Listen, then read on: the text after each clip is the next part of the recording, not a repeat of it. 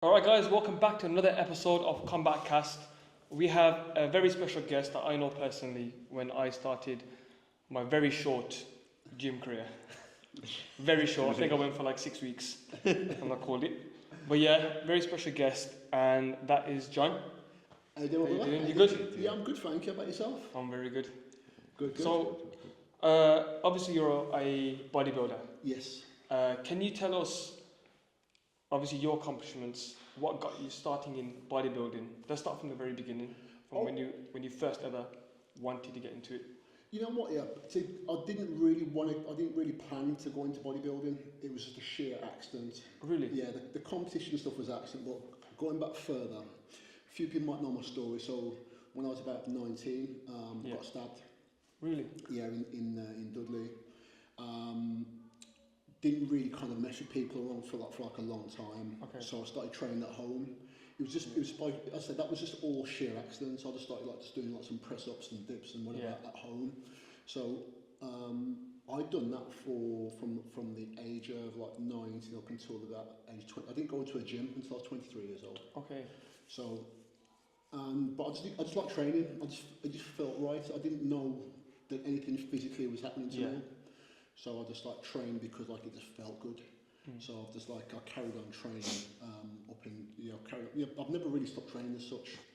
And I think I just kind of started to edge it up a little bit so I trained from 23 in the gym from 23 up until about say 29 when my son was born when I was 30.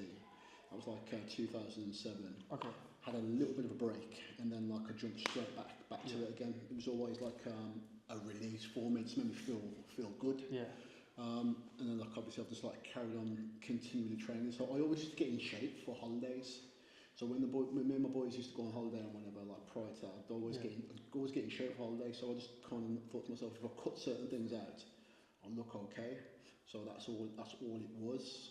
Just training for holidays. But people would always tell me that I look good or I look big, but I didn't know how to take a compliment because I'd never heard before. Because when I was at school, I was the shortest and skinniest. So when you go from obviously being short and skinny to people saying you look big, it's almost like you just don't believe when people when they tell you, you don't really believe it as such. So yeah, man. Obviously when people give me compliments on stuff saying, "Oh, you're kind of big," I just kind of ignored it. So can you take those compliments now? I've had to learn to take them now. Yeah. Because they still feel awkward. Really? Yeah, I think compliments feel awkward. Yeah. So imagine so are you a fighter or yourself? Yeah, I'm a mixed martial arts, so I compete in amateur MMA at the moment. Okay. Yeah. So when you go, have you won many competitions or many fights? Won a few, yeah. So when you win and people say, "Oh, well done." I'll be honest with you, I related with you as soon as you said I struggled, you struggled to take a compliment, or you used to struggle to take a compliment, because to me, training MMA was kind of like a normal thing, and winning is obviously it's my goal is to try win, but then after it, everyone's like, "Wow, amazing!" I kind of never done it for that anyway.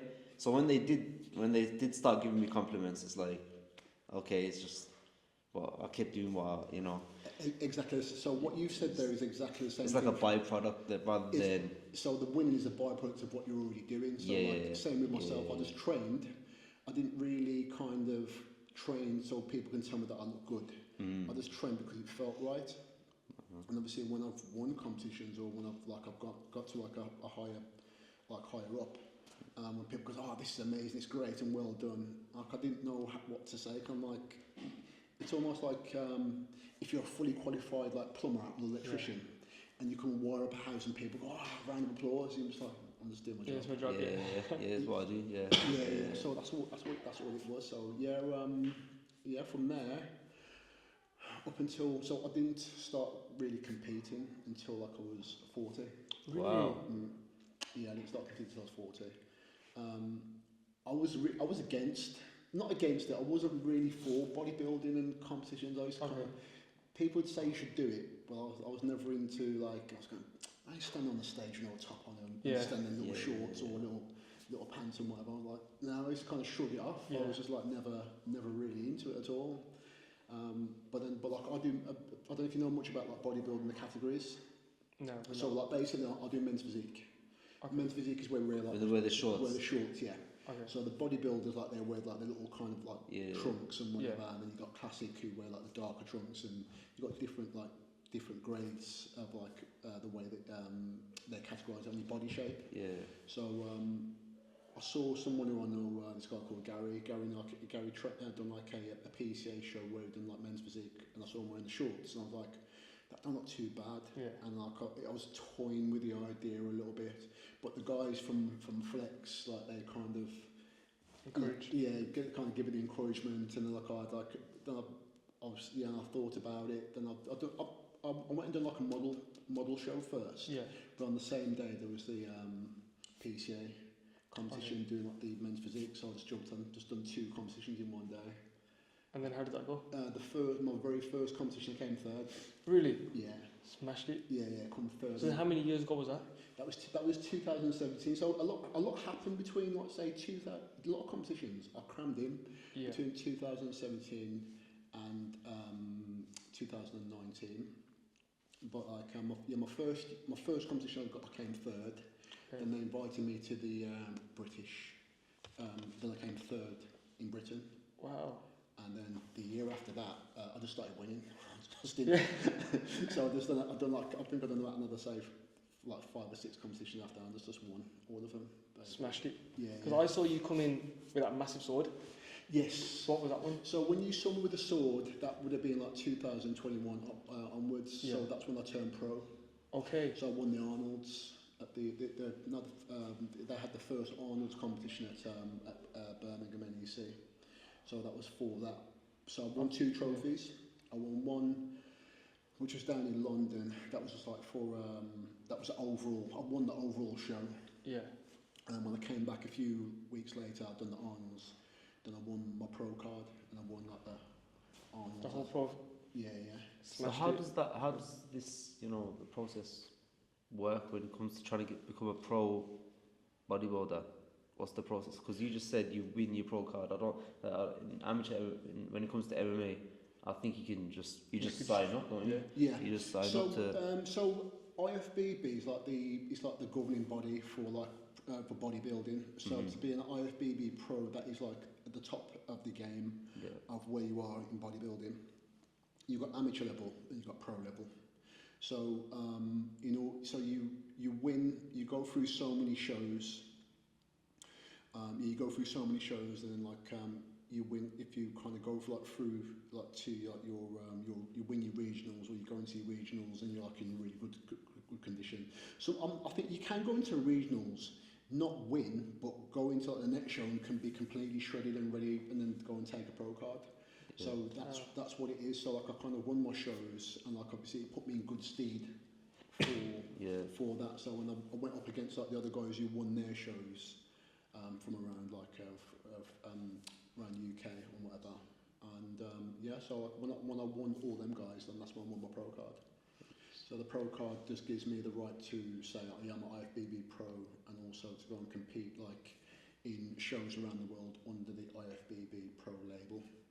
Okay. So I can win prize money's bigger and all that kind of stuff. Yeah. Okay, so that's what I asked. So you get prize money when you become a pro and an amateur, or is it just pro? Some amateur shows do offer you prize money. Not all. They're not obliged to. It's more of a. I never got into it for money.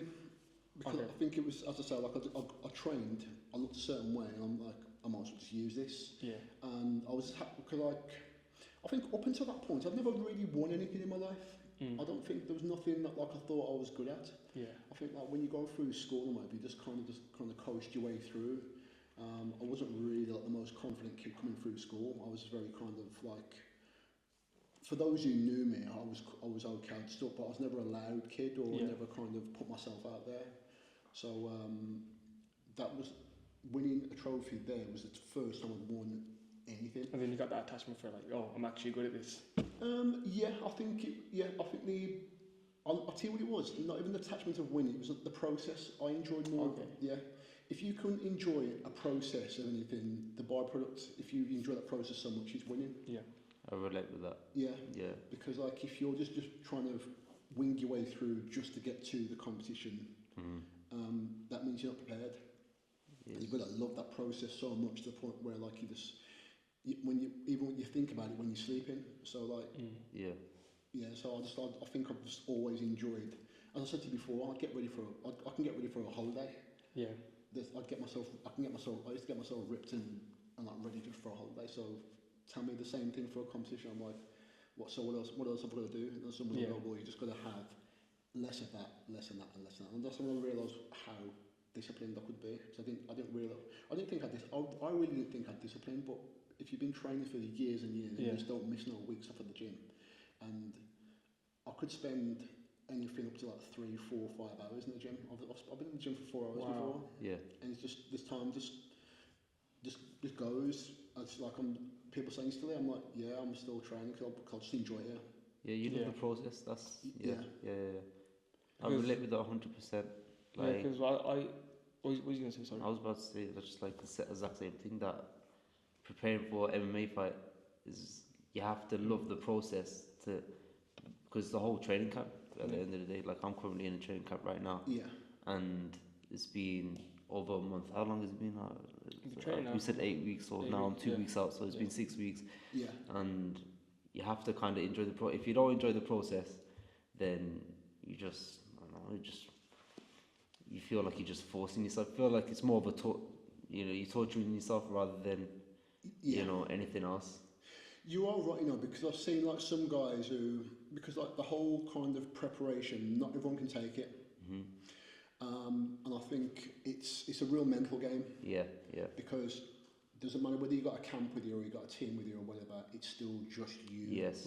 So you know that, like, I don't really know much about, like, obviously mixed martial arts or fighting, but I just respect anybody who can go inside a ring and train do hours of running and hours of training and hours of conditioning and hours of like sparring and everything else that you do.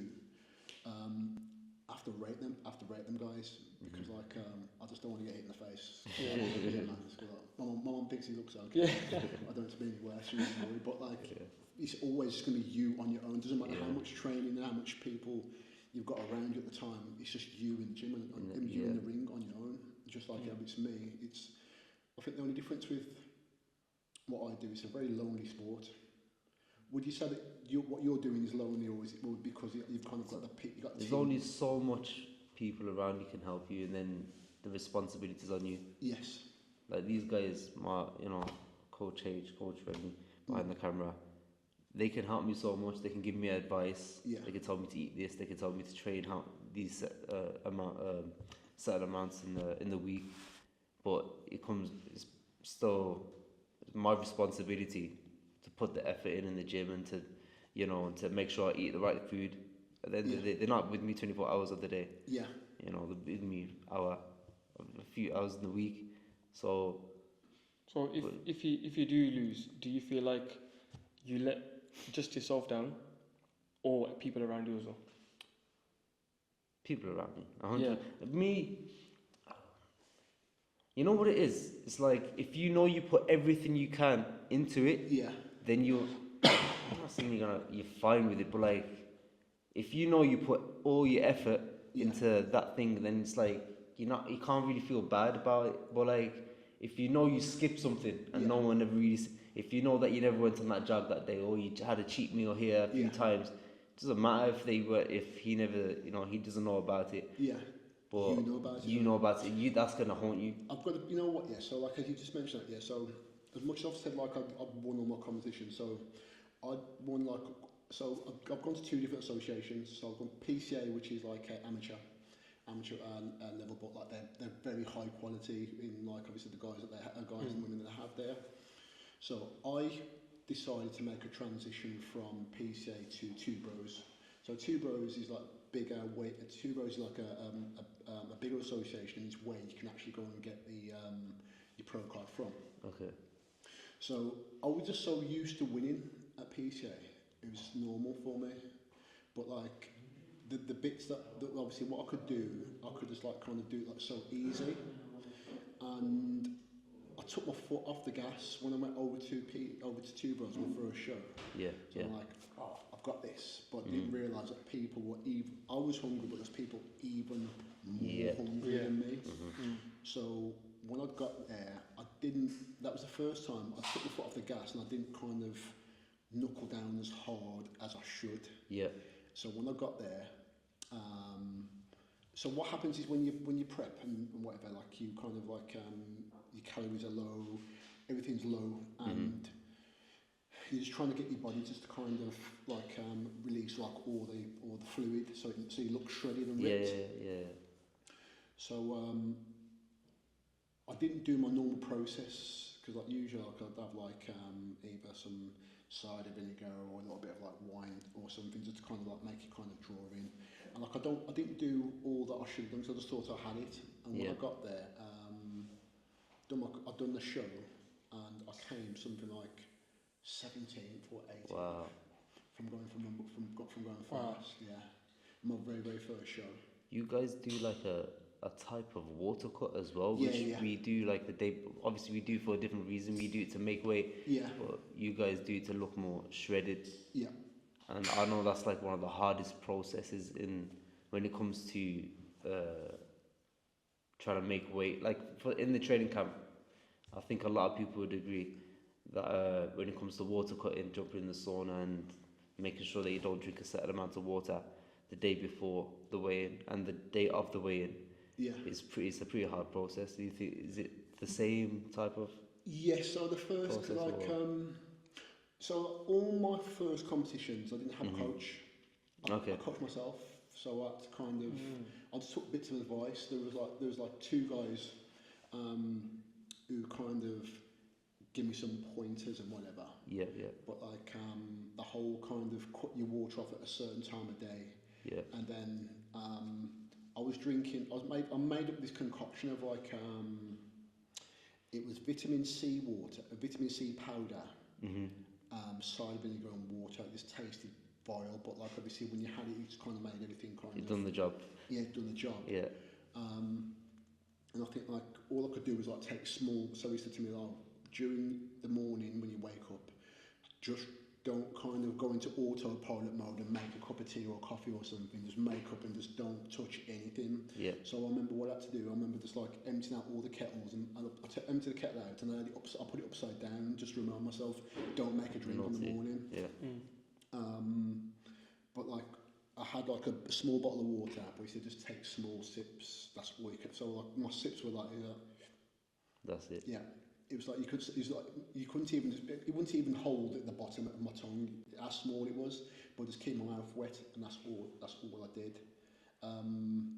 But I didn't find that too bad because it wasn't something I had to do for a long length of time.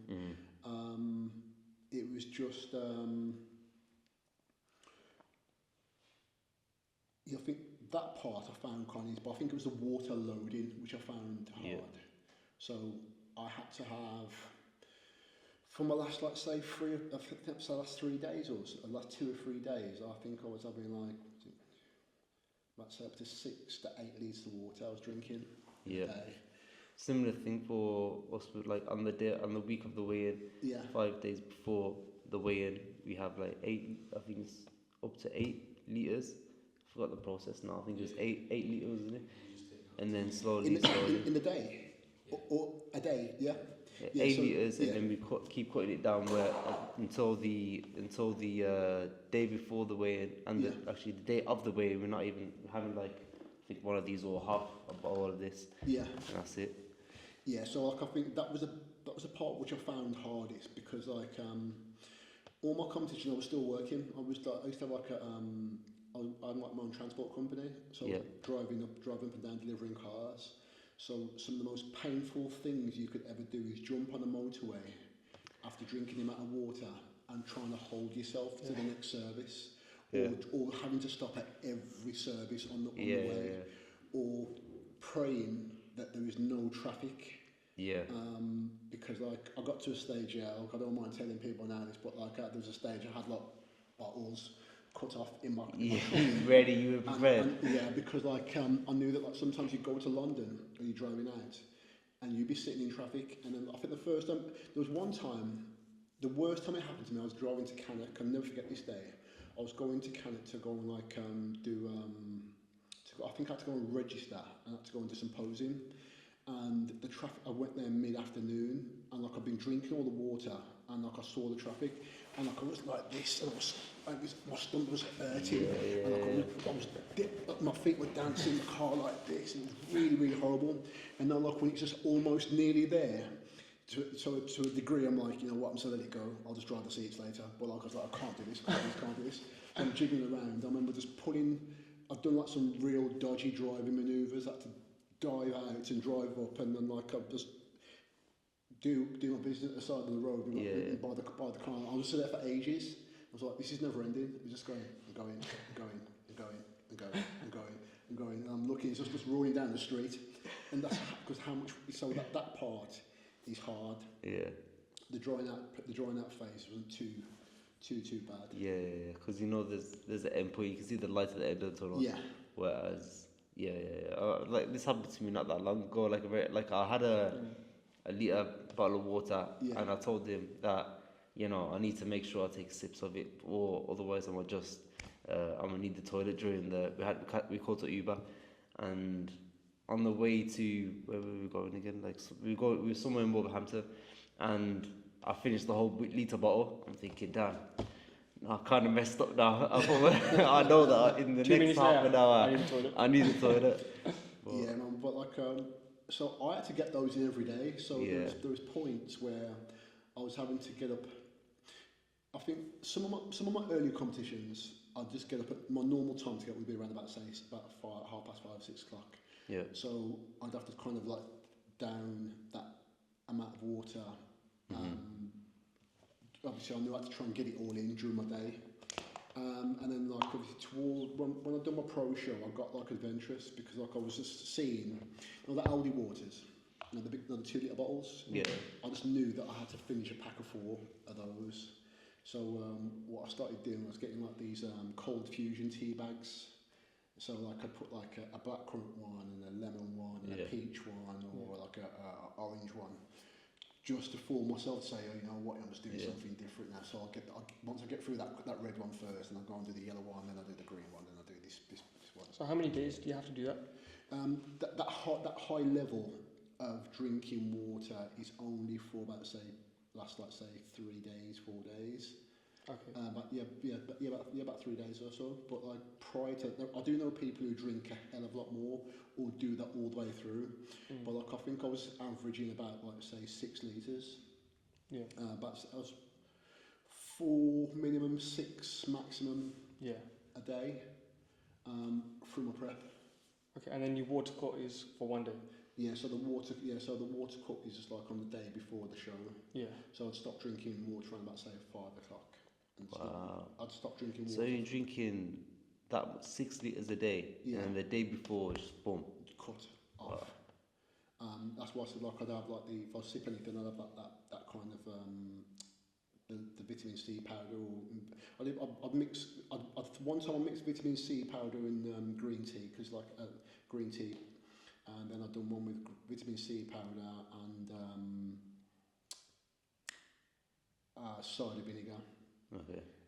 But when I had my coach for my last show, like he got me to mix like some of these drinks, which was like cayenne pepper, cider vinegar, and lemon. Okay. So it's pretty. Yeah. There's nothing nice about it. Yeah. The prep for a competition in bodybuilding compared to MMA, do you know how long they're prepping for? Just but you know what? Yeah, it's like I don't know if you feel like this because like you do all that preparation for, and you don't even know how long you're going to be in that. You don't know how long you're going to be in that octagon for, do you? No. So this fight that I've got is going to be 5 rounds. Okay. Max. You can end soon. But you can end in the first round. This is what I'm trying to say. So it's like, I think, think about it now, because I've never had this conversation with I've never had a conversation with a fighter before, so this is very, very new to me. So it's almost, there are some similarities where we'll go through a camp, you'll go through a camp, I'll go through prep. For me to be on stage for maybe 2 minutes, 3 minutes there, and then like another 2-3 minutes there. Go for one. So in all, What is the what do you so just for people to understand, even myself, because Yeah. I don't know what you do on the stage. So Like, when I know you pose, but like okay, you so said, so first of all, when you first go on stage, you go on with the other competitors. So imagine there's like 10 guys. They're all in different height categories. For men's, for the bodybuilding, there's just different height categories and height and weight. With men's physique, not so much in weight, but it's more so height. So you go on stage. There's about say 10, 15. Sometimes I've known there to be like about say 15 or more guys all on stage. And we just, when I was in the PCA, we used to do like what we call quarter turns. So a quarter turn would be you do a pose from here, then you do another pose from here, then you do one behind the back of the head, then you do one like this, and then from the back, and then from the front. So you just kind of like just doing different like showing different aspects of your body. And then what the judges are doing, they're picking out who they see to be the sharpest or who's got the most size and not so much size, but more so conditioning. Yeah. But you do definitely need to have a good mixture of both. Because like there are some guys who are big but they've got no condition, or the guys who are really conditioned but they've got no size. So you need to have like a good kind of balance of the both. So once they kind of pick out who they deem to be like the most sharpest, and also who's got like the best presentation. Because you can look really, really good, but if your presentation is terrible, meaning like if you don't know how to pose, because there's people think that everybody just poses like this. Yeah. They don't. You have to kind of adjust your arms in certain ways to show certain parts of your body. You have to kind of blow from the if you like blow out all the air in a certain way so it shows like all your abs, and then you have to kind of like hold these poses like this and then twist it round so it shows obliques from the back, having to twist the arms and hold them up in a certain way. So is that difficult? I didn't find you see people fatiguing and breathing heavy. Yeah, so I didn't. I tell you what? Yeah, I found it difficult in the beginning, but then someone gave me a tip and they said all you have to do is, when I train, and I've been doing it for years. So when I train, I always kind of like toughen my I kind of like contract my core, like kind of hold it in. So I can do that while I'm talking to you right now. That's what I'm doing. Okay. Yeah. As where some people go, yeah, and then try and do this. But I got to a stage where I start to understand how my body works. So I can tense my stomach up right now and do that. Man, it's like, I mean, I would Can you do that? Just tense your I'm stomach trying up. to do that. yeah, because if I do it, it's hard. So squeeze your stomach. You ain't got no belly in the back. Because I could do it. Yeah, so if you can sit up and just like squeeze your stomach and still carry on talking to me. Yeah, that's mad. Yeah, so Try it at home. yeah, so by doing all those kind of things, I'm like, well, this is the main part which will take it out of you. But I think obviously the bigger bodybuilders, like they have to do this bit and also kind of tense legs and calves and everything. Yeah. So you can fatigue. It's not an easy task. It'll burn you out. And smile at the same time. So like I mastered this skill of like I've taught some of the guys, like I've given this guy some tips about like, because like when you have to go for men's physique, you have to kind of be very smiley. You have to go. So I kind of had this technique, and I used to call it hits. So if I say hits, and then that'll push out, that'll expel all the air completely out while I'm going hits. And you're smiling and you're tensing. Yeah. And then there, and like that, I'm okay. But like first time around, I'm trying to smile and then hold this at the same time, and then squeeze everything together, and I'm ready to pass out. Yeah. Because when you've got like less water in your body as well, it's not. That's when if you've seen like some of these bodybuilding shows where people pass out, it's because like they're low. Obviously they're low on sodium, low on water, and they're also kind of squeezing and tensing. Yeah. But like a lot of this stuff I kind of mastered. I've kind of mastered like as we went along, because like I like that. It's like being like an only child growing up. I'm always, when you were a kid, have you ever been like around a little kid and they'll say, "Can you do this? Can you do this?" They'll go, "So I bet you can't do this, can you?" Yeah. So I'd still kind of just have that big kid in me where I'm always like, "I wonder if I can do this." So I'm always thinking about what my body can do and what it can't do. Yeah. So I just kind of like mastered that like after a while, so it became a little bit easier for me. Yeah, because talking about your diet, I remember I come to Flex once, and you had like a bottle. Yeah. I think it was water and Cocoa Pops. Yeah. When I said, and it was like in the evening, like 6, 7 o'clock, and I was like, that's when I first asked, like, what are you drinking that for? Okay, so when you saw me with that would have been Cocoa Pops and like a protein, because like I think after my training I've like some complex carbs. Everyone's got like different views on certain dietary requirements. Some guys will say there's no need for that, or some guys say yeah, that'll do. But I was just kind of, I think when you saw me, I was following like what my coach at the time told me to have, because prior to that I wouldn't normally do it. But like my diet is so bland, so boring, so plain, that like, you know, like I'd eat the same thing every day. And for how long is that period? So your whole prep and eating that diet? The same diet would be for, it could be, I was quite lucky because my preps didn't need to be that long, because I'm like this pretty much all year round. So there's some guys who go off season. So off season means you just eat what I want and try and get size on. As where like I don't eat like kebabs and loads of burgers and this. My only kind of thing is like cakes every now and again. Yeah. But like my prep would normally be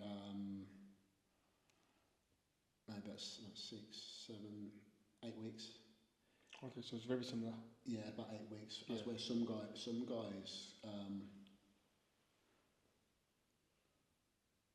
come up to like say 16 or 16, 18 or sometimes thereabouts. But like I just didn't. Once I've done the first competition, I realised I don't want to be doing that prep for ages and ages, because like you get to a point where all you want to do is just the competition just to be over. Yeah. Just eat it's mentally fatiguing, is it? If you. Yeah. You start to get like a little bit kind of narky and a little bit kind of.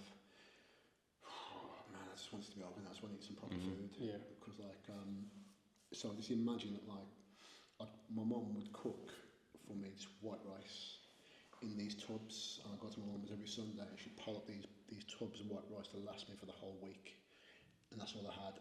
And then I'd like this chicken breasts and bags of spinach leaves. Wow. And that was it. The only kind of flavour I had on that was like a little bit of sriracha or some sugar-free or salt-free tomato sauce. I'd eat that every day, and I think the one in the early part, my treat was to have one steak on a Saturday, and my protein shake was the best tasting thing to me all them weeks. I'd go to my bed early just so I can get up and have my protein shake with oats in there and the blueberries. Really? Yeah, because that was the highlight of my day. That was the highlight of my day. I mean, there's no way I could do that. That was the highlight of my day this morning. Protein shake. Now, you know what? You could like. Think about what you just said. That you couldn't do that. You could if your life depended on it. Nah, you know what?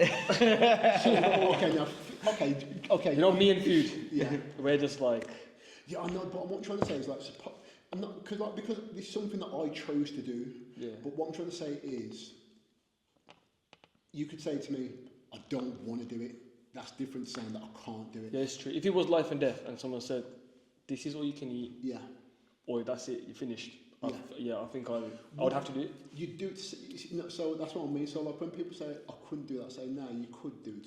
It's best to say, I just don't want to do it. It's true. It's better to say that. Yeah. I can respect someone saying, I don't want to do that. Because like, you can't force them to do what they don't want to do. But it's true. You could read it if you want to. But like, when you look at what I do, you'd go, I can see why somebody go, I don't want to do that. Yeah. Because it's horrible. There's no way I would want to do it, because I love food too much. That's why I stopped fighting.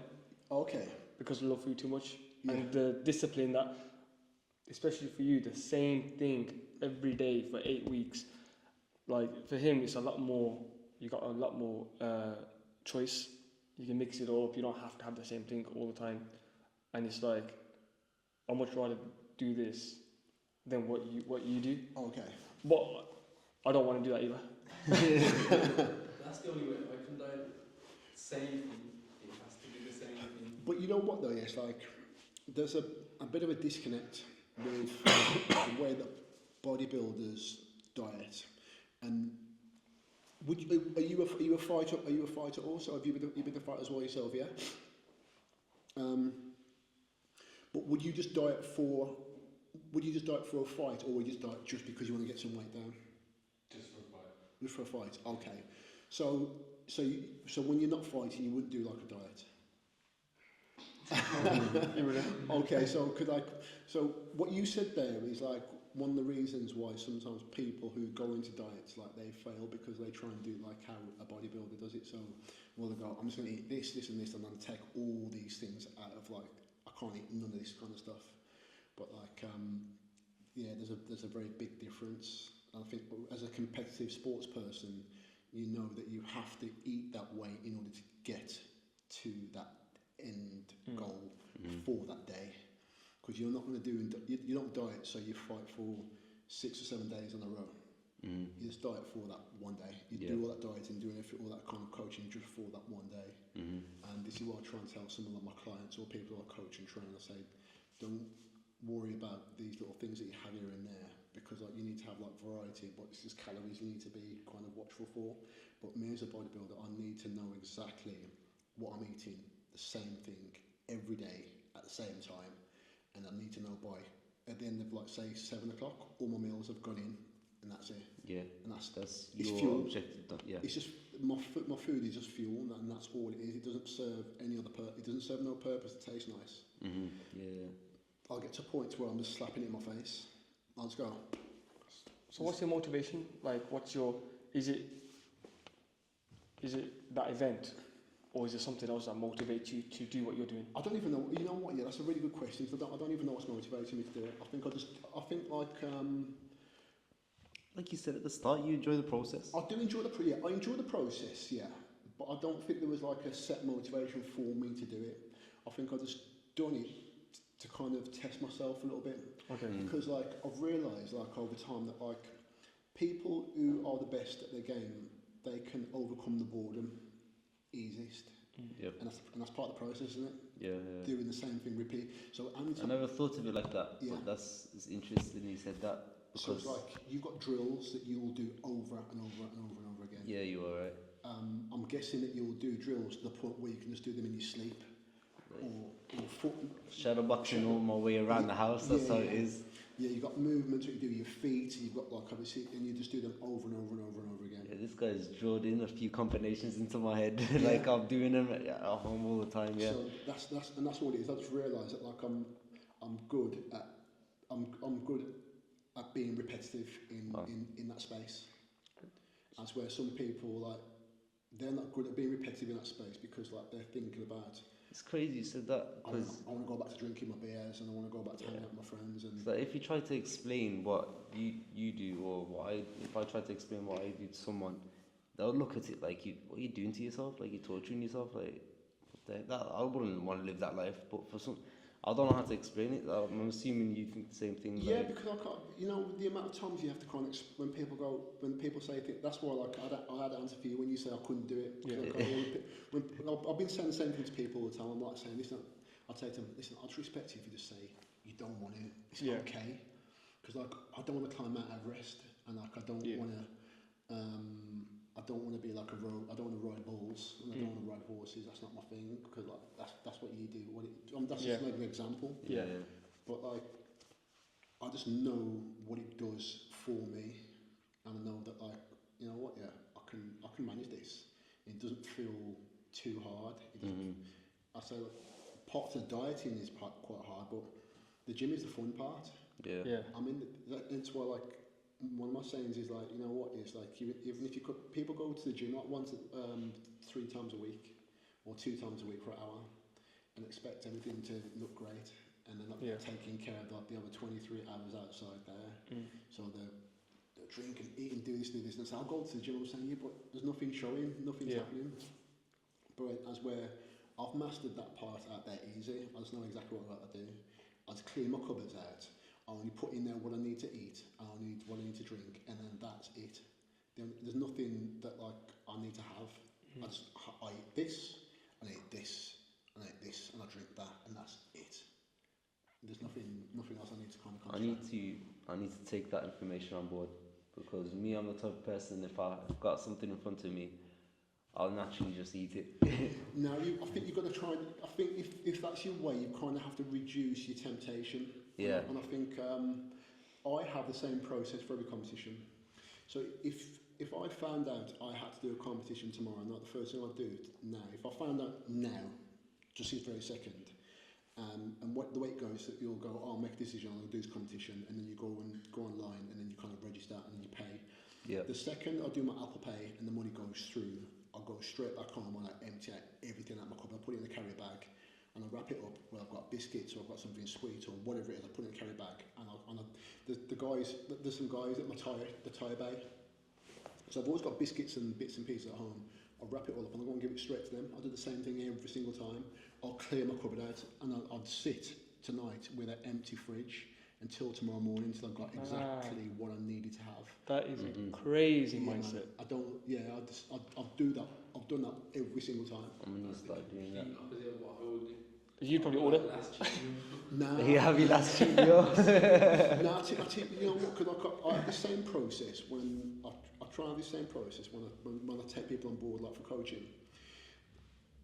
I'll say to them what they. So if I said to you, so if you come to me and you were like, say, 15, 20 stone, and you come across, and you've been like that for a few years, and then you said to me, John, I'll take you as my coach. And I'll say to you, what day do you want to start? What day are you going to tell me?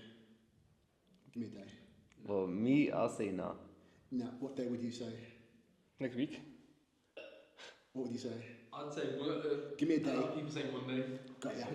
People say Monday. That's the Monday. trick. Yes. So everybody says either next week or Monday, Okay. because they want to get everything out the fridge. So I'm just going to eat all this first. I'm going to drink all this first and do all this first. That's where I'm like, nah. Start from now. Okay. Right now. Yeah. Don't wait. Right now. Or start from Friday. I always want to start from. It's either now or Friday. I don't want to start on Monday. I don't want to start on Monday. Yeah.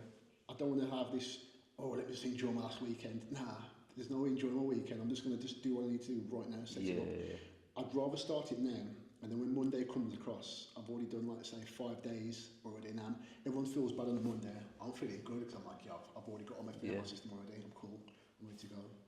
So it's just a switch. It's an instant switch. I can just do it. If you tell me how to do it right now, as I'm talking about it, I'm even prepping it in my head what I'm going to do already. Yeah. I know so like, as you can talk to me, and I can tell you exactly what's in my fridge right now, what's going to go. I can tell you what's in my cupboard, what's going to go. I can tell you what's in my side drawer, what's going to go straight away. Mad. I'll just get rid of it. It's gone. Mm-hmm. Not even a second thought. That's crazy. Me, I'm having 10 thoughts. Oh, monster munch. I subconsciously done what you done. What you said you just done when you cleared everything out. Yeah. Like, you guys remember my last fight? I had a backpack. I had that backpack. Yeah. And it was full of full of chocolates and cakes and stuff. Yeah. Because I never thought of I never done it on purpose. Yeah. But I just put everything in there, and I just said that's stay until the after my fight. I'm not touching that. But it's crazy you said that. Like, I never knew I was doing that, but I kind of check out in my head first. okay. What I mean by that is almost like I kind of have to build the picture of exactly what I'm going to do. Otherwise, it becomes like an empty kind of statement, such as I'll start training next week. What day is next week? What time next week? Where next week? You got to be super specific. Yeah. You have to be specific, otherwise it just becomes like I'll do it Monday. Then when Monday comes, I'll just start this tomorrow. Then tomorrow becomes into Wednesday, Thursday, and then you start doing things slowly. It's laziness, isn't it? And you've just wasted, like, say, 7 days in that process where you can just go now. Yeah. Have a head start. Yeah. Basically. So I had this question on my mind when he was talking about him feeling lonely. Do you feel lonely in your process, as in, like, because yours is kind of different. Yours is like you train yourself, like you said. Isn't so? It would seem lonely. So what would you say? So I've thought about this before, because I don't really have a lot of people around me. Okay. I haven't done for many years. I know a lot of people. I get along with a lot of people. I've talked to a lot of people, but I don't have many people around me. If you most days, whenever you see if you ever see me with anybody, you'll probably, as you're getting a bit older now, not so much, but like it was always just me and my son, or me and my son and my mum. Yeah. I don't have any outside sources. Outside sources, when you're doing certain things, they can kind of they can, you know, like when they can tarnish your thought process. Yeah. And they can kind of say things, not intentionally bad, Yeah. but they can say something enough for you to start thinking about these things, or they go, oh, we're doing that for, oh, I wouldn't be doing this if I was you, and blah, blah. You can have one drink, can't you? You can come out with this and have like something to eat. Oh, you still do it. Or they say things, and they're not intending, they don't mean to be horrible or bad, but it's just, that's what I see people have to deal with. So I didn't really get lonely because like I've been, I think, I'd say since my son was born, like I think like I just always have him with me every single weekend. Yeah. And we just always do something every single week, and always around me. Yeah. So like, I'll be at work during the week, come back home. As you get a bit older, you don't hang around the street no more. Yeah. You don't go and call for your friends no more because like we're all parents or whatever it is. So me doing this at that time, it fell at the right time, so I didn't have. I don't get lonely because I haven't got loads of people around me. Yeah. I like going to the gym and being in that gym environment, and just my friends and people I speak to are there. And because we're all doing the same sort of thing. Yeah. And once I leave, I go back home. I've got solace. So I just didn't really have anybody around me. So I don't really get like lonely, but some people get bored. Oh, I need to have this. If I can pick the phone up and speak to the right people, there's always lots of people who have great conversations with, and then we'll talk about just other things. I don't always want to talk about what I'm doing because I'm living it. Talk to me about your kid or your day or your family, or you're taking your mum, what you're doing for your dad's birthday, or what you're doing with your brother, or what you're doing with someone else. That's cool.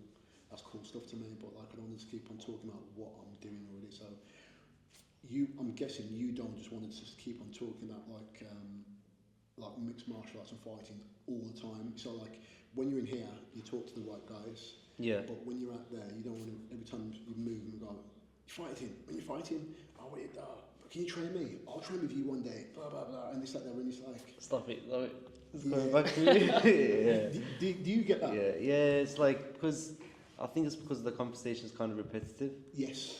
Whereas when you're around people that compete in MMA, they kind of overly understand the process. You don't have to go have that same conversation to talk about, okay, so... What do you say to him the other day? Someone he knows, I don't want to bait him out, he goes, do you want a chocolate? And he knows he knows he's got a fight coming up. Yeah, this person knows they got a fight coming up. They know I'm cutting weight. They asked me for... I'll tell you after. Should you bait him out? Yeah. This is brother. This is brother. The person he lives with him, the person who sees him training every single day. I mean, I think he was just trying to be polite. He was trying to be polite. So I'm not feeling so. But he was like, he had this white chocolate, like big white chocolate bar with cherries in it. Like, so it had some cherry pieces in it. And he knows I'm on a diet, and he knows I'm competing like in 2 weeks. And this is like the strict stage now where my diet is basically everything is accounted for. Yeah.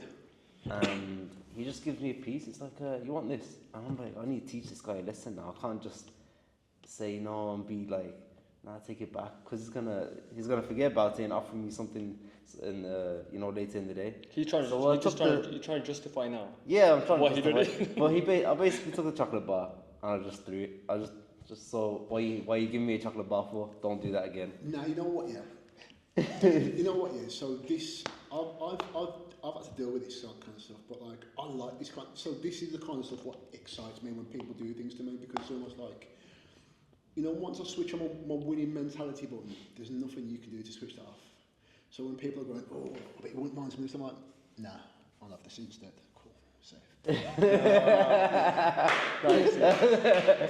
Oh, okay, yeah. Yeah. Or they go, oh, but you can. I'll say, I'll eat that when I'm ready, but for now, I've got something to do. Or then I'll just shut the conversation off so quick. I'll just move on to talk about something else. Because the second you start being defensive about it, because like the automatic thing in life is like so it's not like we're fighting. Someone throws a punch, you defend, and then you throw back. Yeah. And it's the same thing with people with like, obviously when they say, do you want some of this, or they try. Sometimes they may not realise they're doing it, or some people just wanted to try and test you. Or they'll think that you're being, just like you said before, they think that you're being punished, not eating. When you just go, so when people go, do you want some, but do you miss this? I'm like, no, I'm cool, I'm alright. Anyway, like, I'll start doing this, I'll start just talking about something else, because I don't want to entertain the conversation. Yeah. So, and then I like that, and then after a while when people say, then it goes from, when they realise they can't get me, then it goes to, I could never do that. I could never do that. Yes, and that's how, I spot patterns. Yeah. I can see patterns in the way that people say things and do things. So I only need to spot a pattern, like say 2 or 3 times, and I know what's going to... Just like how you can spot a fighter's pattern. If you jump in the ring and the fighter always goes 1, 2, then overarm. Yeah, you'll punish them the next time they do it. And then like he comes again, 1, 2, and overarm. You're like, hold on, he just does the same thing every time. So, yeah. So if a fighter comes to you with the same move every time, what do you do for your next time? Yeah, let him do it a few times, then I'll punish him after. It's the same thing with people when they talk to you about food and everything else, but you don't have to punish them. You just kind of you just kind of sidestep. You move out the way of it. You just see it coming. Boom. Of course you can. So it's the same thing. You just kind of move. You just duck, dive, maneuver, and then move around and leave them swinging there. Yeah.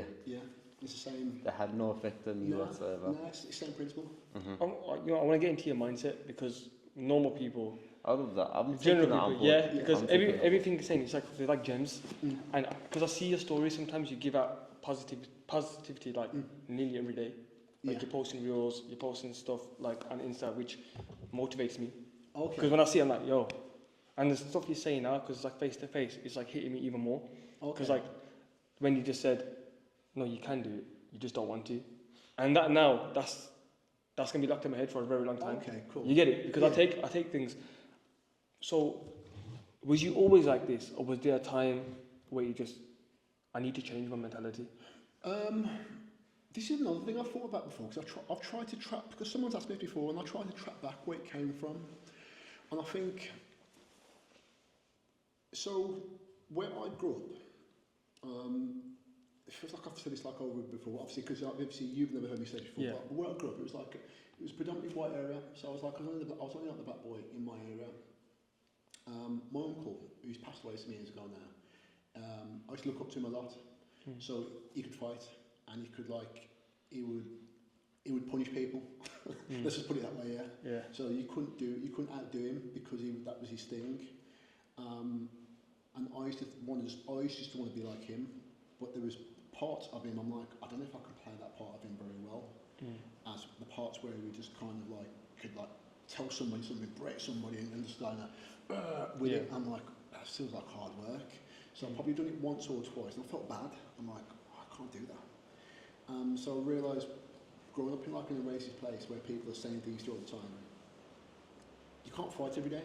It becomes hard. So if I fight him, if I beat him, then his brother's going to come.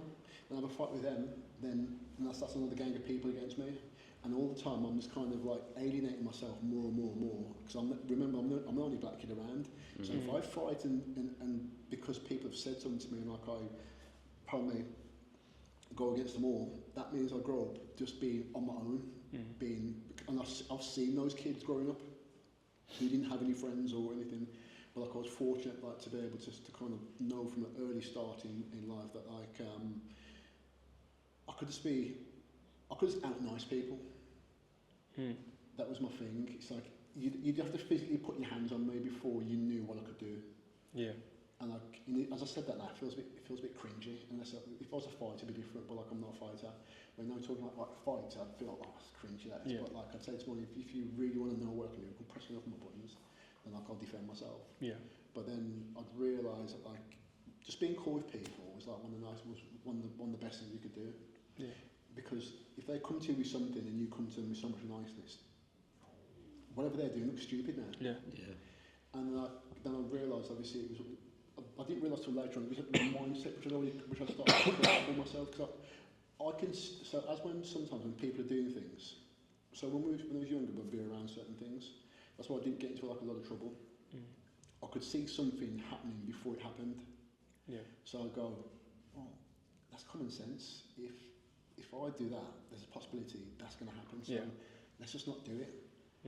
And it's almost like you practice these things. You keep on practicing over and over again, and then like when you see it happen to somebody else, you just go, oh, I was actually right. And then it becomes like it just becomes part of you.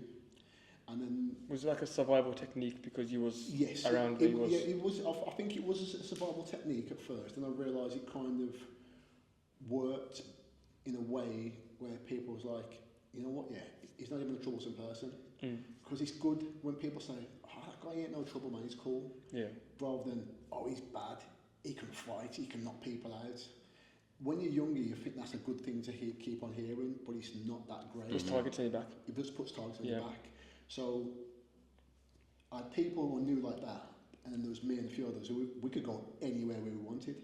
And people would go, oh, these guys are all right. Do you know how much of a good thing that is to hear when people would say, oh, that guy's all right, you know, he's cool. Yeah.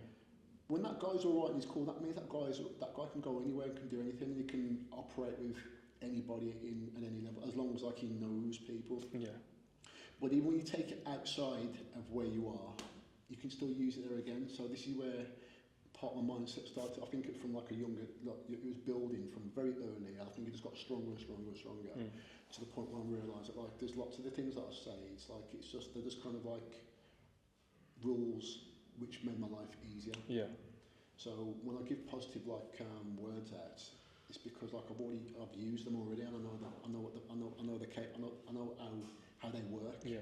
And what happens and what can come from it later on. It's never anything bad. It's always like it's never anything bad. It's always going to be something. It's always going to be something good that comes from it. So that's where it kind of stemmed from. And I liked how it. I think what I liked is how it left people. So imagine when you say something real horrid and horrible to someone, how it leaves them. And imagine when you do the opposite end, and then you leave somebody in a good place. Yeah. How it leaves them. So I just like leaving people in a good place. Which you have with me. Yeah. Like you do like when I see the messages. Yeah. It's like it's kind of a wake up call because sometimes you forget, and it's nice to be reminded. And sometimes you don't know, and you can implement it in your life. Yeah. Like now, I'm not gonna say I can't. Yeah. It's because I don't want to. Yeah. Because it's something that you should be ashamed about. No, you don't want to do it. Like you just don't want to do it. So you're a grown man. Yeah. No one can tell you exactly what you want, what you can, what you can't do. Just say, I just don't want it. Yeah. Yeah. Exactly. That's a seed that you put in my head now. Yeah. Which is just gonna grow. Like these things I don't forget. I don't know if you want to talk about it because you said it at the very beginning, and because what we do, I feel like. If you do want to share the story, it could affect the lives as well. It's about help a lot. It's like when you got stabbed. Okay. Because we are trying to get kids off the street, bring them in this facility where we can train them up self-defense. Because there's knife crime, it shouldn't be. Yeah. Lives are lives. Yeah, yeah. So, could you talk us through how that happened, why that happened? Right. So this is where the one time where. My niceness kind of worked against me. Okay. It didn't work for me. So I don't know if you understand this now. So like when you're like let's forget about black or Asian or whatever. When you're a brown boy, growing up, you know what kind of things we have to deal with. There's certain things that like all of us here will all deal with exactly the same things. We know what those things are. And obviously, this was like after I'd gone through like the race stuff in my own area. That kind of, but at that point, things was level. It was okay. I knew there was a little bit to it there, but I could just brush that off quite easy. So when I was younger, I always used to get people say, when I used to have something nice, the people would say to me, "Oh, where you steal that from, or where you nick that from?" And it used to kind of agitate me a little bit, because I knew that like I didn't steal or nick anything. I knew that like I'd either earned it or I'd got it from my uncles. Used to like kind of like my uncles used to look after me. I've got like a brother who's from my dad's side. But love my brother, but like my uncle were like my uncles were like my big brothers. So they used to look after me in that way. My uncle used to have a jewellery store. He used to sell like big jewellery. He used to sell like chains and rings and this, that, like that. So I used to work with him on market stores. We'd go to Covent Garden Market in London. We do Bodybuilding Market, and we do like all these like stores. And I always used to have like a lot of jewellery.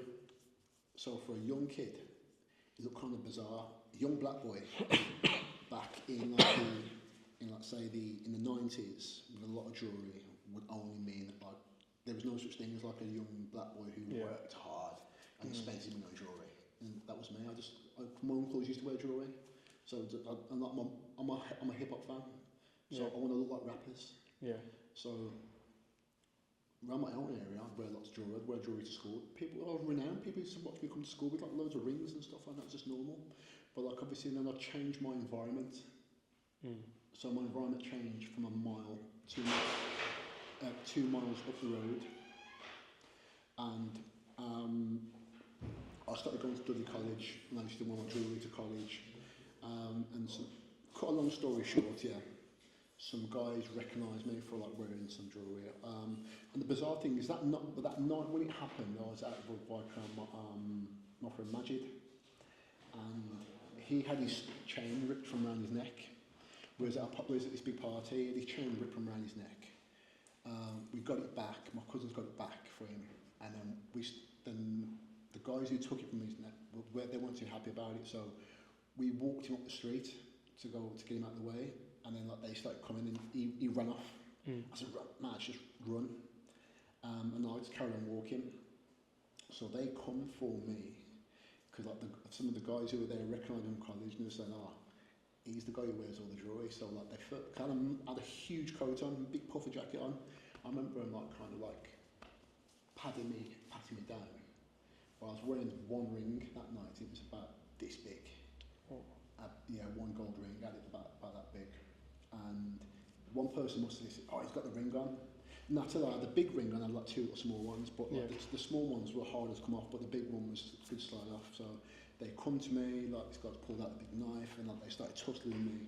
I remember just taking the ring off, and I just thought to myself, "This is my favourite ring. I wanted this so bad." And I hit it in my mouth, and they threw me over the wall and just kind of like jabbed me on the inside of my leg with a knife. Just missed like an artery, like just really got kind of roughed me up. Yeah. Like I was, like they trampled me basically. So they robbed me. They didn't get the big ring. But like from them, it just kind of scared me because the area which I come from, I just knew about people name calling and fights. I didn't know about weapons. I didn't know about gangs coming to jump you and take your things off you. I didn't know what that meant. I'd seen it on TV, never seen it in real life. Right. Because back then as well, it's like it was non-existent kind of thing. No, it was all because like these guys are from Birmingham.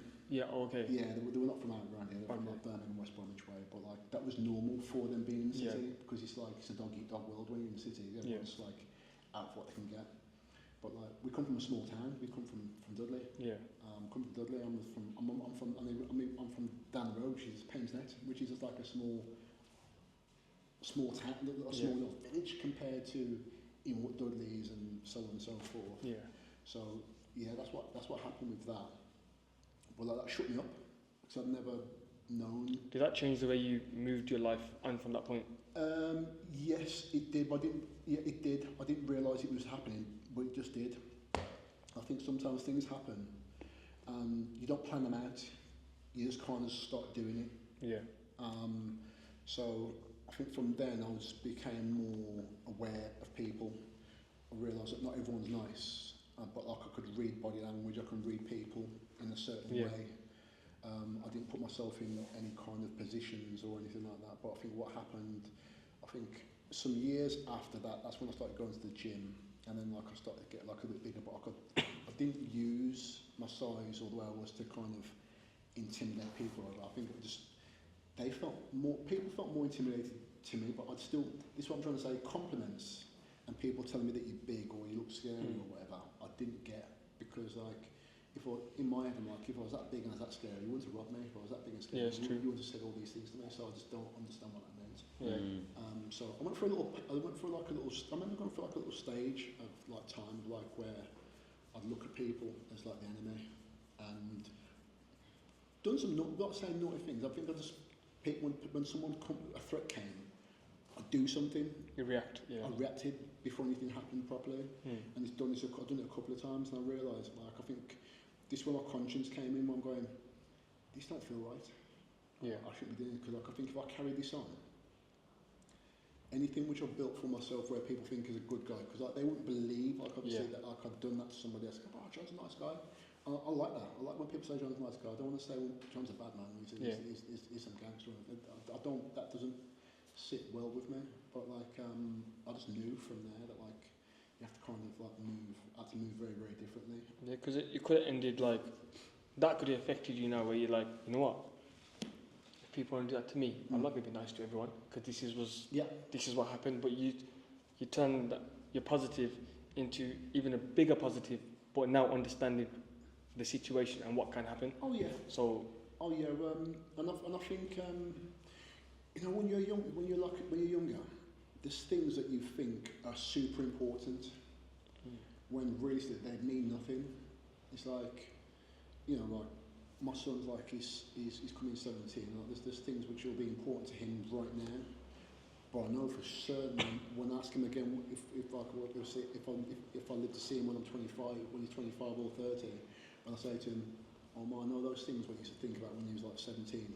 What do you think about them now?" And I go, "I'm sure if I've given him the right advice, or if he's grown right, he would be like, no, I don't really intend things no more." But I think me and him had this conversation before, and I was talking to him about like toys that he used to play with, and he's like, "Well, nah, I don't play with them anymore."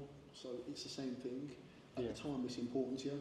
Yeah. But like, my foresight would say to me, you know what? Yeah, that's not even important. And I could see that like at some point, I was growing out of things or situations very quickly at a rapid rate.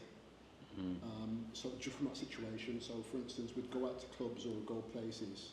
I'd always drive, so I didn't want to drink. Yeah. I'd always be the driver, or obviously I'd have a few drinks or something, but I could always need to be aware all the time. So I'm like, it kind of changes your perception on things, and we'd go out, and then sometimes I'd sneak away, get out, leave the rest of the guys in the club or in the bar, go home early. So I'm like, I just don't want to be here at that time because those guys there don't look. It doesn't feel right, don't feel right, or just leave situation. And I'm like, I'm getting off. Or if I can see something going on, I'm like, I want to leave it, because my one thing I always say is like, I don't want the police come and ask me any questions, because like I don't want to answer them. Yeah. I don't want to answer them anything. So, John, so you was here at this time. Did you see this person? No, I wasn't there. I don't want to answer your questions, so I'm going home. Yeah. I don't want to be in the mix of all that. And then who knows? It could have been somebody asking the police, saying, "So, you know, when you saw John lying on the floor with the blood pouring out, do you know who struck the blow?" And I'm like, I don't want to be in that part of the story. So it's best if I just leave. Yeah, it's true. I don't care if you told me the party was the greatest party last night. Great for you, man, but it's not for me. It's like it's cool. My brain just goes, nah. Which is what people should do, because why are you going to be in a situation where if you feel like something's going to happen, the smart thing would be leave the situation? It would be, but when you have friends, are you guys related, or are you just friends? No, we're friends. Friends, yeah. But you've got a brotherhood. Yeah. And you've got like this. So like, if something was to happen after you leave here now and you all walk down the street, you're going to protect each other. Yeah. 100%, yeah.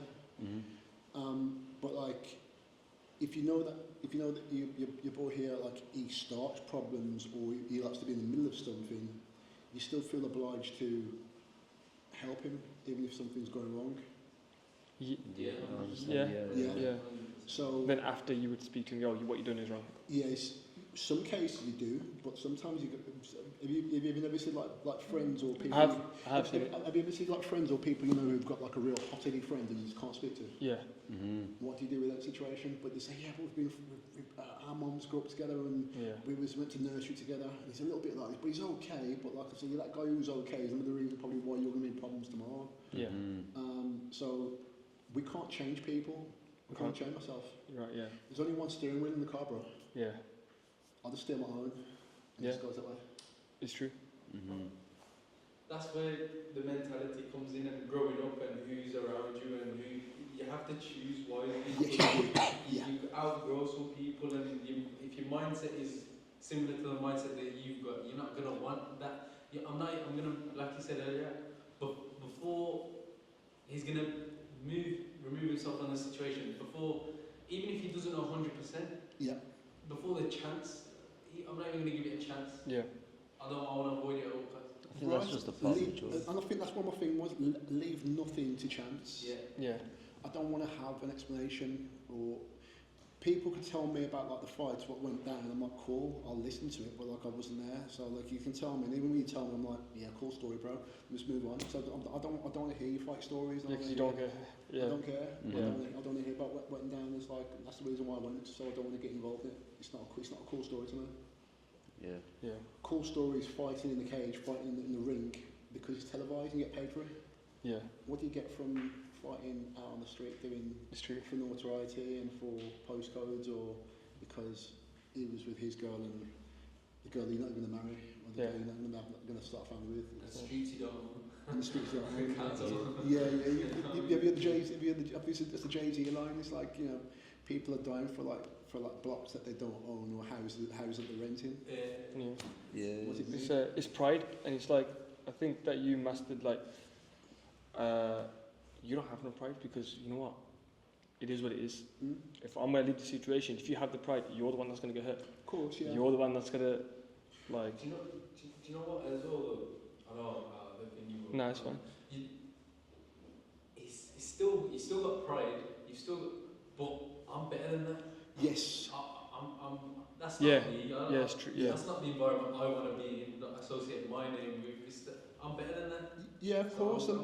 And you know what you just said, what you said, which is right. So I'm always pick up on that words, and the way that people say, I'm not better than them, I'm better than that. Yeah. That's their decision. That is a situation I can move from. Them, I'm not even competing with anyone. Yeah, I'm better than myself. Yeah, of course. I'm better than that situation. I'm not even going there. Exactly what. Yeah. So you are right, and that's what I said to her. I'm with you. I'm not better than no one. Yeah. Because like everyone's got this. Everyone can make their own decisions. Yeah.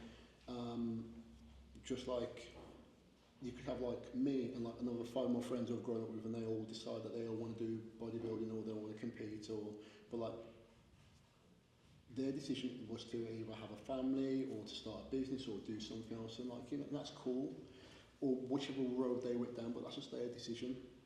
It doesn't mean I'm better because, you know, like someone will go, oh, well, John, they can clap for me because I've been on stage and got a trophy.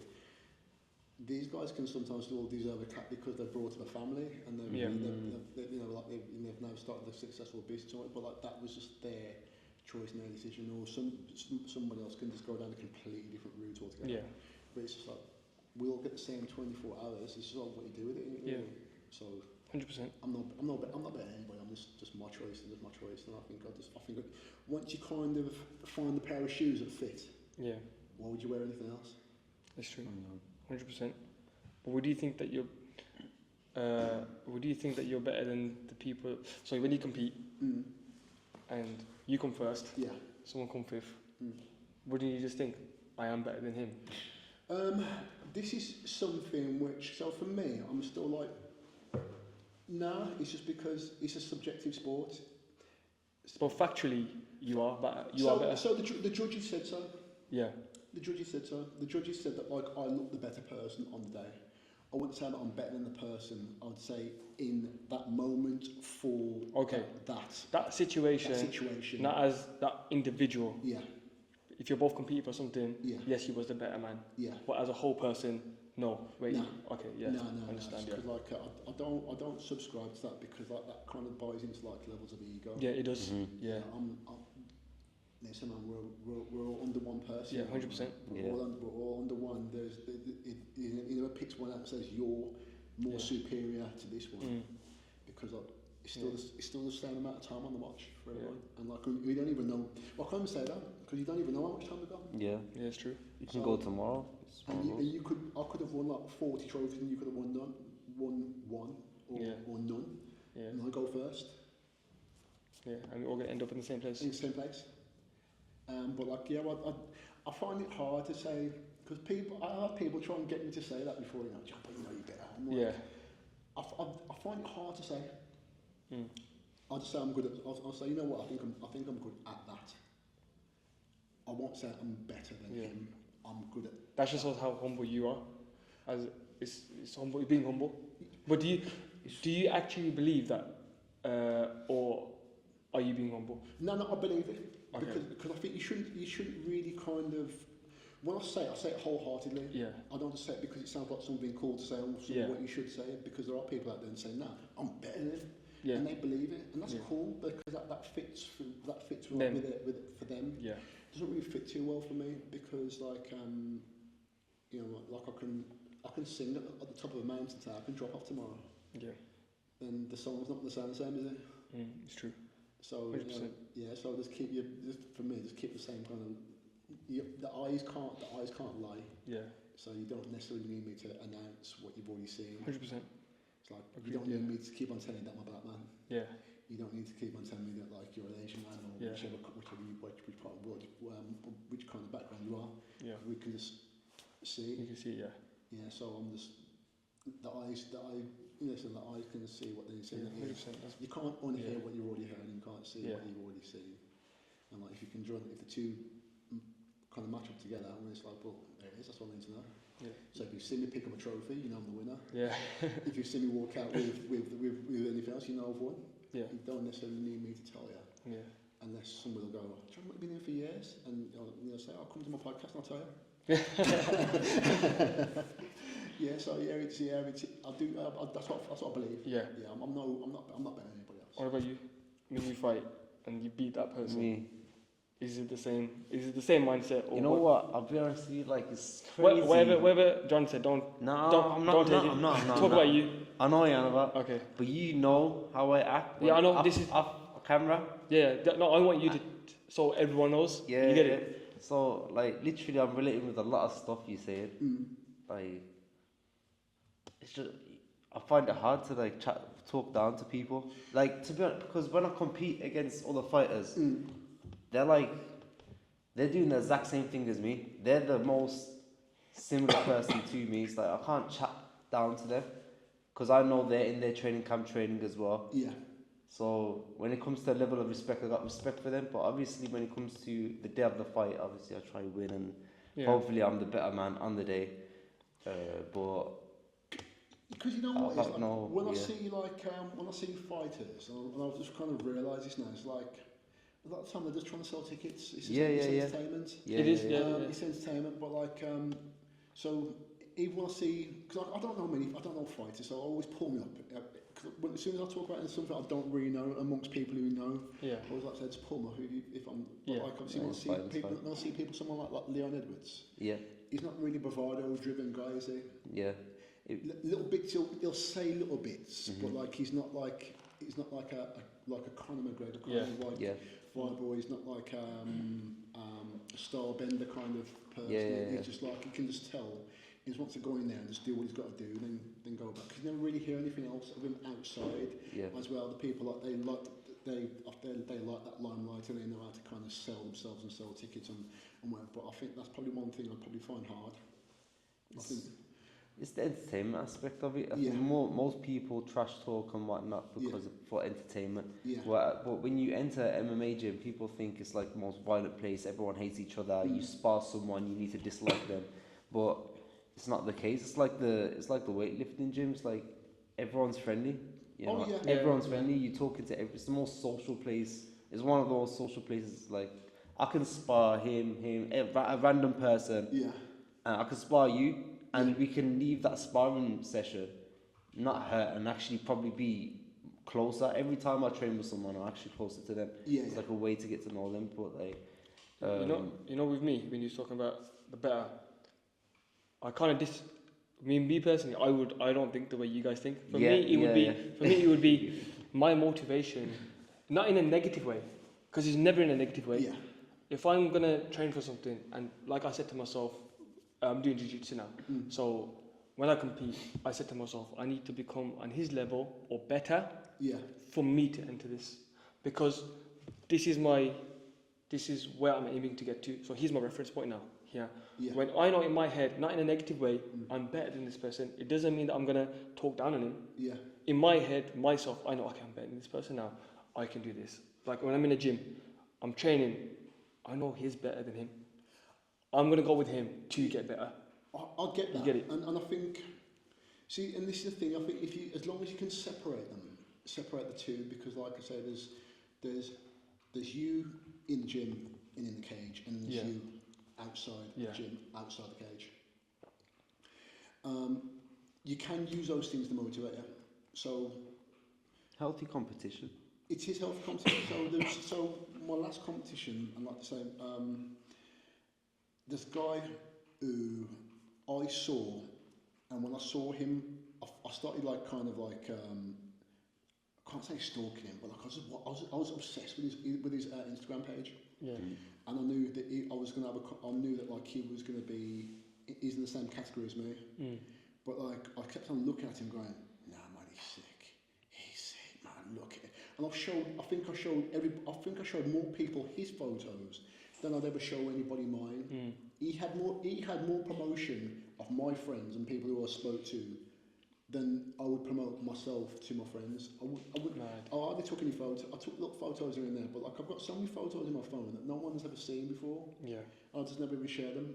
But I could tell everybody about him because how good I thought he was. And then when I went to the regionals, I saw him there and he wasn't competing. He was just there just to go and see someone. I was with someone. I'm like, oh, there he is. And it felt like he was like a movie star to me. Yeah. And then he moved to the side, and I just saw his arm was like this, and like he just looked huge. And like, so what I did, I went over to him, and I was like, "Oh, you obviously Jermaine Donk's his name. He's like, I mean him gotten so well. He's a good friend of mine." Yeah. So I was like, "Bro, you're sick." And he was like, "Oh, thanks." I think he kind of knew who I was. Yeah. I'm still surprised this day when people within that space know you, and he's like, yeah, it's like I've seen you as well. I'm like, okay, cool. I said, now what, bro, you're sick. I said, what show are you doing? And he said to me, oh, I'm going to do the same show that I'm doing. And I'm like, okay. And he said, I said to him, bro, you know, if I want to lose, I only want to lose to you. If I lose to you, I'm happy. I'm cool with that. Yeah. If I have to lose to anybody else, but if I lose to you, I know that's cool. I was happy to lose to him, how good I thought he was. And I don't know but like on that day I won the show and I went back home and then I started like preparing for the Arnolds, and I kept him in my head. He lived in my head rent free for the next 4 weeks or so. So in that period, were you aiming to beat this guy? I wasn't aiming. You know what? You can call it that, but I don't think I wanted to admit it. That's what I wanted to do. I think. Okay. So the way I trained, I kept on saying things like, "I bet he ain't doing this. I bet he ain't training for 3.5 hours. Yeah. I bet he ain't training for 4 hours. I wonder if he can't train for 5 hours like me." Then I'd get up at like 4:30 in the morning and do a walk with like a weighted vest on, get my cardio in and ride my bike. But he don't ride a bike. But he ain't riding. And I just keep on saying these things to myself all the time. But he ain't walking around with a weighted vest. And there was one point in the prep where I was trained, and I was like obviously up early in the morning, and I was like, I want this now. I wasn't bothered about it before, but now I'm like, I want this. Now I want it. And I've never had that before, where I've just wanted something that bad, and I was tearful, trained angry. I was up early that morning. I was getting my steps in. I think I must have done about a 5 mile walk with a weighted vest on. Just stumping, listening to like motivational kind of speeches. Yeah. And like some of these speeches are things which I would normally tell someone else, Yeah. but listening to somebody else say it through my ears, my earphones on, like I was so angry, it's kind of like so I got to the gym and I just train, keep on going. It's going, yeah, train like this, yeah, train. I bet you don't do this, I bet you this, and I'm just doing it until like obviously I saw him on the day, and then obviously he came second and I came first. No way. Yeah. That's mad. Yeah. But when I'll say Could you believe when you won yeah. and when they said his name and then they said your name, what was going through your head? I knew, I think at that point, I knew that it could only ever be me or him anyway, but there was nothing that really went through my head because I would already kind of resided myself, pardon me, to be second anyway. I'm like, it's either going to be first or second. Yeah. I think I had that little bit of a level of confidence in me. You know what, yeah, not even say first or second, I just thought that like I'm going to be up there at least. Yeah. So I'd either go minimum third or fourth. Yeah. Minimum third or fourth, top end first. But then when they started like calling it, so basically when you win, everyone's on stage, and then like they kind of start calling people out, and so they'll call out from fourth place. Or they started to call out third place, then they called somebody, and then when they call out second place, there's only me left, so you just know. Yeah. So as soon as So you knew then? yeah, so as soon as they call out whoever's second, it's only going to leave me behind. Okay. Yeah. Yeah. So you top three. So either you're top four, or you're top three. So you go number 4. It's this guy, and he's like, okay, I know I ain't won. And then number 3 is this guy. He's like, well, I'm third. That's better than nothing. So I know it's level 1. And second is this guy, and I'm like, oh, it's me. Yeah, mad. Yeah. So you had that much confidence in you to be like, I'm definitely going to be 1, 2 or 3. Yeah. I can't say I had that. I think everybody else. I was doing all this work, and everyone could see the work that I put in. Yeah. But I'm always the last to see how good I look. Everyone can remember, like I can. As you're talking to me now, I don't know what you see until like I look in the mirror. Even though I know what I look like. Yeah. You've been talking to me for like a length of time, but you fully see what I look like. Yeah. So remember, I'm always just like how right now you're gonna be the last person to see what you look like. You know, when you said that, I was thinking Thinking about how myself. do I How look am I right now? looking? Yeah, yeah, and that's it. We are always the last people to recognise what we kind of look like sometimes, or what we achieve, or what we can do, because it's like the actions that go out. And so, so if I just do this, you just see me do that, but like ultimately, I don't know what that looks like. I just know what it feels like. It's true. That is very true. It's a mad way of looking at it. Yeah. But you know what? It's been an hour and a bit already, and it's just flowing. So we're gonna call it today. Yeah. I feel like there definitely should be a party because do the comparisons of MMA and bodybuilding. I need to be in that one, man. Yeah. I swear to God, I know we always say, well, we always say every single time, this is the most interesting, the best one I've ever done. Yeah.